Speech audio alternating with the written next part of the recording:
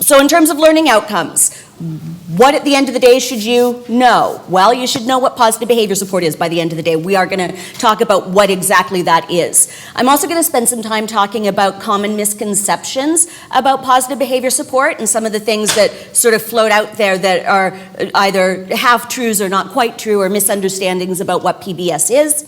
We're going to talk about common purposes of problem behavior. Essentially, why is it that children engage in problem behavior? And no, it's not just to tick us off.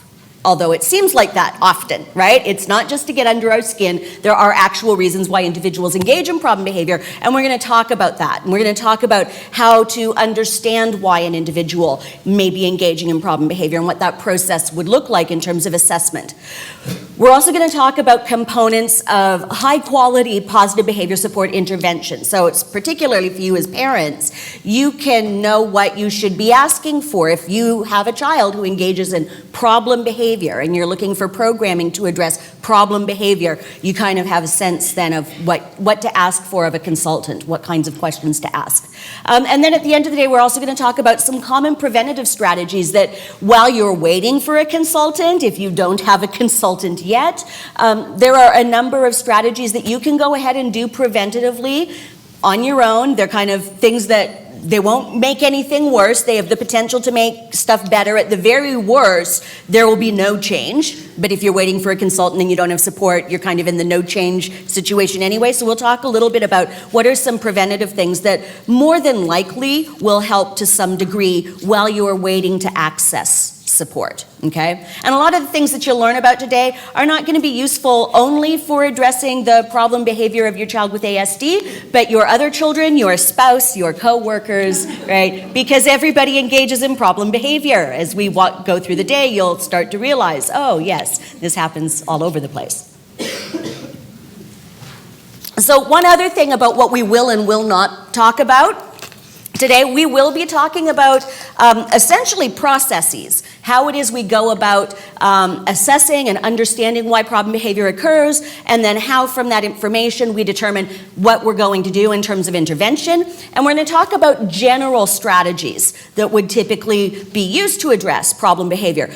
What we won't be talking about, what I can't talk about ethically as a professional, are specific strategies to address your specific child's problem behavior. The reason being, I haven't assessed your child, I haven't seen your child, I don't know the context around the problem behavior, so although you might be able to give me a general description, it's really not sufficient information for me to give real ideas about what it is that you should do. It's kind of the same idea as if, you were feeling ill and you passed a doctor on the street and you said, here's how I feel, what should I, what medication should I take? And right, no doctor would say, oh, go take this medication because they haven't assessed the problem. It's kind of the same idea. So I'll talk in generalities, and if you've got some general questions, I'm happy to answer those, but I can't really say here with your child and this specific problem, here's exactly what you should do because I don't know enough about your situation to give you an accurate answer, okay?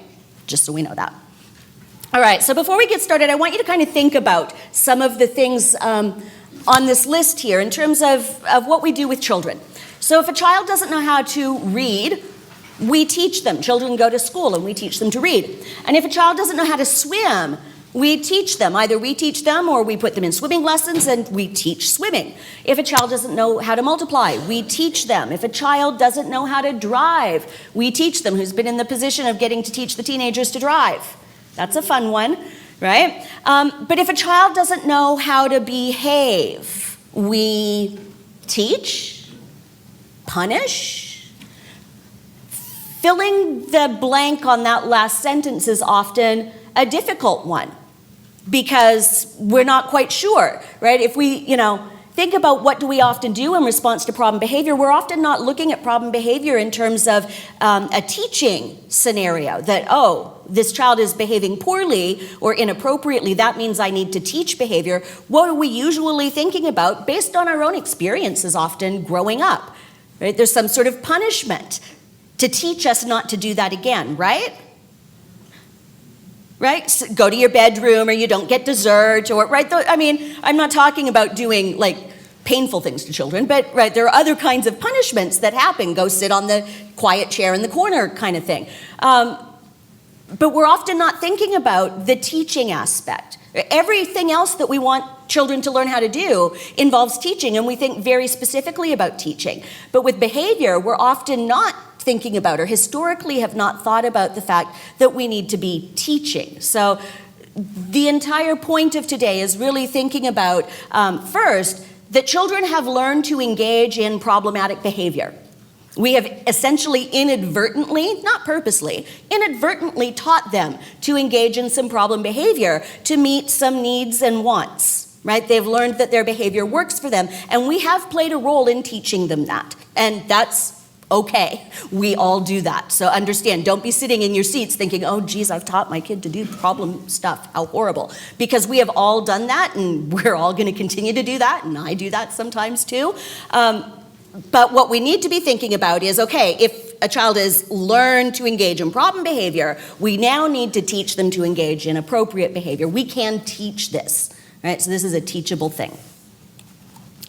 So there's kind of a long history in terms of how we've dealt with problem behavior and how we've looked at problem behavior. And over the past several decades now, there's been a real shift from more traditional means of looking at problem behavior to traditional, or to a current view that's focused on positive behavior support. And so traditionally, and particularly in terms of individuals with disabilities, we thought of problem behavior as being very much tied to the disability itself, so that problem behavior was inevitable. If a child had autism, then that child would absolutely engage in problem behavior. If a child has Down syndrome, that child will absolutely engage in problem behavior. If a child has an intellectual disability, that child will absolutely engage in problem behavior. And it's kind of like you've got this infant, and if you have an infant with Down syndrome, it's like, oh no, we're going to have problem behavior. It was thought that it was kind of like part of the diagnosis.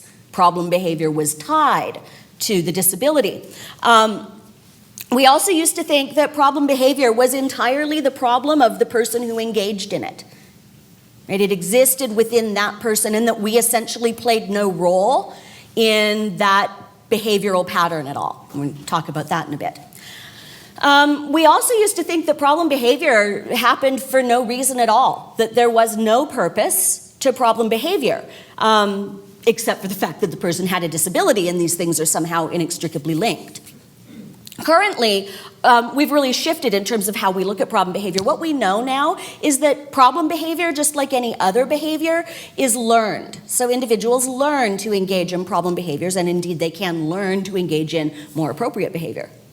Problem behavior exists as a function of interactions between the person who's engaging in the problem behavior and the rest of us in the environment. So we play a role in the problem, right? We own some of that. And if we own some of that, it means that we're also going to need to change some of what we're doing as well. It's not just about the person with the disability engaging in the problem behavior who has to change, but we also have to make some changes. We also know that problem behavior very much serves a purpose for the individual. There is a reason why people engage in problem behavior, and not only is there a reason, but it's a reason that we can figure out. Right? So we used to think that even if there was a reason, we'd never know why. We can figure out why. Sometimes it's a bit more challenging, but often it's not that challenging to figure out why people are engaging in the behavior they're engaging in. And then we also know now that we can prevent problem behaviors. Okay, so how many of you have young children, let's say kind of 4 and under, younger-ish, right? So your children may have currently developed some problem behaviors, but you're still kind of early on in the game, right? You're at a really good place where you can prevent those problem behaviors from getting even worse. If you have older children, don't think that the game is lost, right? So if you have a teenager who's engaging in problem behavior, if you have an adult who's engaging in problem behavior, there's no magic window. It just means it might take a little bit more work, right? Because a person's now been engaging in behavior for a long time, but we can deal with that as well. So if we've got young children and we get in early, we can actually prevent problem behaviors from getting worse, but certainly we can come in at any time. So I've worked with people in their 50s with pretty significant multiple disabilities and worked on decreasing problem behavior. So this isn't like, you know, if by the age of 6 we haven't dealt with problem behavior, all is lost, right? That's not true, okay?